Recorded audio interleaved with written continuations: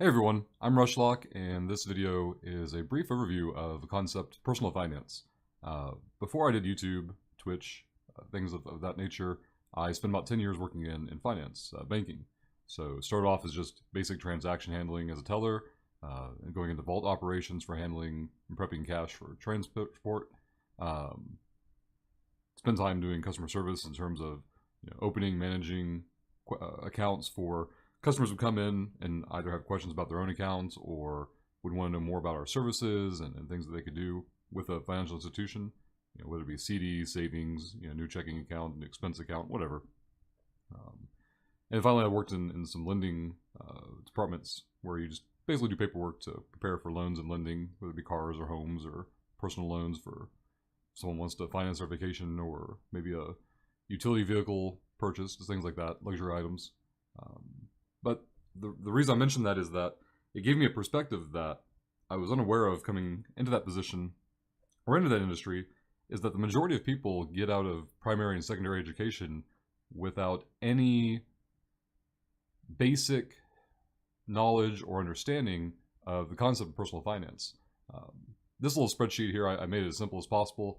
It's really not even a spreadsheet, it's more like just a formatted document. I thought this was a bit overwhelming, so I wanted to show how basic and simple this was. There are no formulas, there are no functions. They're just a bunch of empty boxes that you can input data into. A lot of customers that would come in would have no concept of these two basic ideas, which are your expenses and your income. Income, we'll talk about first, it's the more simplistic one, is going to have a number. And that number shows up on your pay stub. Whether you get paid monthly, weekly, bi-weekly, whatever the case may be, take what you make in a month and input it into this field here. All right, we'll call this Y, whatever your income is going to be. And then X is going to be all of your expenses. There are fixed expenses and there are variable expenses. Fixed expenses are easy. They're your rent or your mortgage, your auto bill or note, whatever you pay for the loan that you're paying on your vehicle for, assuming you don't own your vehicle outright. Your monthly insurance for your vehicle and your home. The home insurance is usually rolled into the mortgage, of course, but the auto insurance will be a separate bill. But these are bills, and there could be more fixed bills as well. These are just some examples. But the fixed expenses are the ones that are going to be the same every single month without exception. There's just nothing that's going to change them. And then you have your variable expenses, your grocery bill. Off the top of my head, I probably spend about $80 a week on groceries. So $160, $320 a month. I can input that very easily. Gas is going to be variable. Some weeks you may have to go extra places, make extra stops, whatever the case may be.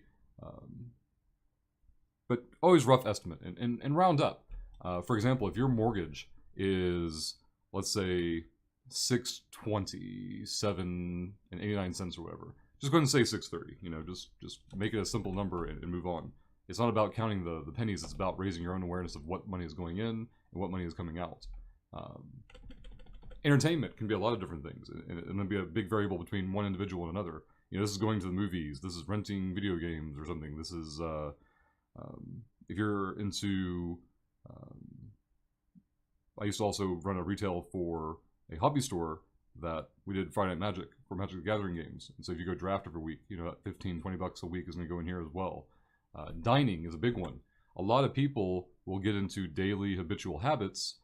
Habitual habits are a bit redundant, but they'll get into these routines that are repetitive, and repetitive to the point where they don't even realize they're doing it anymore. Whether it's going to get your Starbucks in the morning, or you're on your lunch break and there's something you do that's kind of ritualistic every single day. You do it without even thinking about it. You lose awareness of that money going out. It could be something going out once a week. Maybe you and your significant other go out to dinner or whatever. Add that in. As far as tracking this information. Different methods will work better for different people. There's no one way to do it. Some people will benefit better from bringing up their bank statement, whether it be a physical document or a digital document that you have emailed to you. But go through your last bank statement and in every single transaction. I can't stress that part enough, because this is the part that I think a lot of people will disconnect from. Every single transaction in that bank statement needs to be allocated. And if you don't know what it is, that's a problem. Right? If you look at a transaction in your bank statement and say, I have no idea what that is, because it isn't going to tell you. It's going to tell you a merchant processor. And if you don't remember what it is, then the document is useless to you.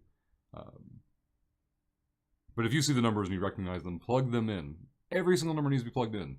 And if you can't plug in every single number into one of these categories or a category that you create, then I suggest another method, which is for 30 days, or even 31 days, 35 days until you see something repeat and you can ignore. But for about 30 days, keep every single transaction that you do with your card. If you normally don't ask for a receipt, start asking for them. I'm not saying that it's a better or superior method. Just for some people, it is beneficial to have that tangible interaction. It reminds them better. It makes them more aware of what they're doing. And sometimes that can help as well. And then finally we have utilities. These, within reason, should be pretty standard and non-variable, but sometimes your power bill is higher or lower than another. Same with your water, which might be combined with your garbage disposal. Media falls under anything like phones, so your cell phones, your home internet, television, cable, if you still have satellite and cable for some reason. These all fall under these categories. And then lastly, savings. And savings brings up a kind of a little side tangent of, do you have a savings account? A lot of customers I would have come in would, of course, be, like most people are, paycheck to paycheck. Their Y, which is their income, comes in, and by the end of the month, it's all gone, and there's nothing left over. This is an ideal situation, but I would highly encourage folks to get into a position where they have 3 months of their income, 3Y, three times the Y, in the savings account, sitting, unallocated, unplanned for. And that is your oh no money. Something comes up, something breaks down in the car. Some people will budget out money separately. Like, all right, I put away $50 a month into an auto fund, and then if anything tears up in the car, I pull from that fund and apply that to the bill and go on with life. That's one method. That's not the only method. It's just different practices work better or worse for different people. And I can't tell you what's going to work well for you, but you can certainly do that. Personally, it's easier for me and more simplistic to simply set aside a certain amount of money a month, and that's just money I forget about. Just forget that it exists. That way, when things come up, you pull from that general fund instead of, let's say you have a home repair fund and a car repair fund, and something tears up on one or the other, and you exhaust all the funds in one. You start drawing from the funds from another, and to me that just seems more complicated. But it doesn't make it wrong. Whatever makes you be aware is the important part. The way that you record information and the way that you perceive the information and the way that you are aware of the information is far, far more important than the methodology of the system. This little I keep calling it a spreadsheet. This little document took me all of like 3 minutes to set up. There's, again, no functions to it. It's just a simple awareness tool that if you can't plug in the numbers, it means you need to pay way more attention to either your bank statement or start keeping your receipts. More and more, and this will become more of a thing in the future. Checkbooks, people just keep up the checkbooks. They write checks and hand write, recorded totals and things like that. And it made them, because it was a tactile interaction, it would stick in their brains a little bit better. Again, not for everybody. It just works for some people better than worse than others. But that, checkbooks aren't a thing anymore. People just get their online statement or their physical statement in the mail, and they throw it in the rest of junk mail. They don't really look at it, and they lose more and more awareness of it. Obviously, tracking your expenses is going to be far more complicated than tracking your income. But if you get to the total down here, right, and you have X and you have Y. That's not a Y at all. You have X and you have Y. If your X is larger than your Y, there's a major problem there. And what is more important is your reaction to it and your willingness to do something about it, as opposed to some people will just go, well, that's just the way it is, and there's nothing I can do about it. Those folks probably won't get this far to actually watch a video about personal finance in the first place, but I've had plenty of customers come into the banks, and I've sat down with them and went over a basic document with this with them, maybe 5-15 minutes just to fill in all the blanks for them. And we get to this point, and they see that their X is greater than their Y, and they're like, look, there's nothing in my expenses that I can change, and I can't just magically make more money. Obviously, decreasing your X and increasing your Y is the goal or the target. And I'll ask them, what's easier, for you to cut something out or for you to start earning more money tomorrow? And obviously, it's always easier. This is even true for business. It's always easier to reduce expenses than to just snap your fingers and increase revenue. And a lot of people initially, the knee-jerk reaction is like, well, there's not a single expense I could cut. And the vast majority of the time, that's not true. some people will listen to this and say, well, I'm the exception to the rule, and you know, there's just no expenses I could possibly cut, and it's still not true. You know, there will be a small number where, you know, some folks are already at the absolute, you know, nothing else can possibly be moved around, and it's applicable, but it will not be equal to the number of people that will claim to be in that position, if that makes any sense. For some folks, that is a reality, and the only option they have is they have to find a way to improve their Y column, their income column. And these are going to be, you know, different videos, different topics for us to get into, but the important part to take away from this is your reaction to it. If you get to the end of the sheet and you find out your X is greater than your Y, and you go, oh, well, I just quit, I'm done, then nobody can be able to help you with that.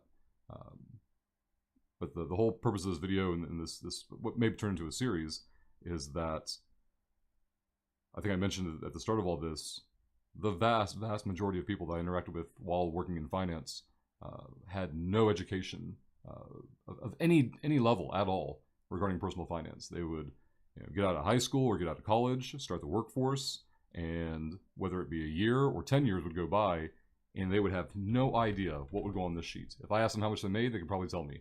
If I asked them how much they spent on a month, they'd probably just give me a blank stare and say I have honestly no idea. They could probably quote me their mortgage. They could probably quote me their fixed expenses, but all they could do is ballpark guess, and a lot of times that ballpark was wrong on variables, and their spitball projections at utilities was usually a bit more accurate, but anything in variable, like, hey, what do you spend on groceries a month? Blank stare. What do you spend on gas a month? Blank stare. What do you spend on entertainment and dining out every month? Blank stare. They'd have no idea because they've never tracked that information. And also a lot of times when you tell people to reduce or cut back, they think you mean eliminate. You know, none of this means, hey, never go to the movies. Hey, never go out to eat. It means become more aware, make more of an effort to keep track of what you're spending and where you're spending it, and, you know, find places where you can make cuts. If you find out that your X is only 100 more than your Y, that's pretty manageable. You can figure things out for that. If you find out that your X is 1,000 more than your Y, that's going to be way more of a challenge. It also means that there's a huge significant problem that needs to be addressed. Because a lot of people will take that difference and they'll get a credit card, and that's just their fix. Like, well, I'll just charge it. I'll put on a credit card and I'll fix it later. I'll make more money later. I'll cut my expenses down later. I'll do it later. And that whole do it later mentality is what leads to a lot of problems.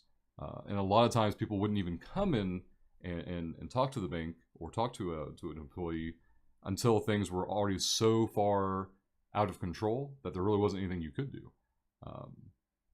So really, I mean, I understand that the concept like this will be a lot more, I don't want to say beneficial, but it's a lot easier for someone younger to hear this and make adjustments and see benefits from them faster, because the younger you are, the less responsibilities and debt you've taken on and bills that you have, versus as you get, you know, older, you've had more time for these negatives to accrue and pile up, and you have less time to figure out how to increase the Y side of things. But anyway, that will get us off to a whole other tangent. But this is a basic personal finance kind of intro to it. If you have questions, please post them. Discord information is also posted down in the description. You can DM me on Discord if it's easier. A lot of times people will need anonymity and don't want to post publicly about this kind of stuff, and it's completely understandable. So always feel free to DM me on Discord. Just preface the message like, hey, you know, Rush, this is so and so, or hey, I just found your video and I had some questions and I want to go over some things. I can keep it all, you know, private for you. I understand that concept. If you want to post publicly, you're more than welcome to do that as well.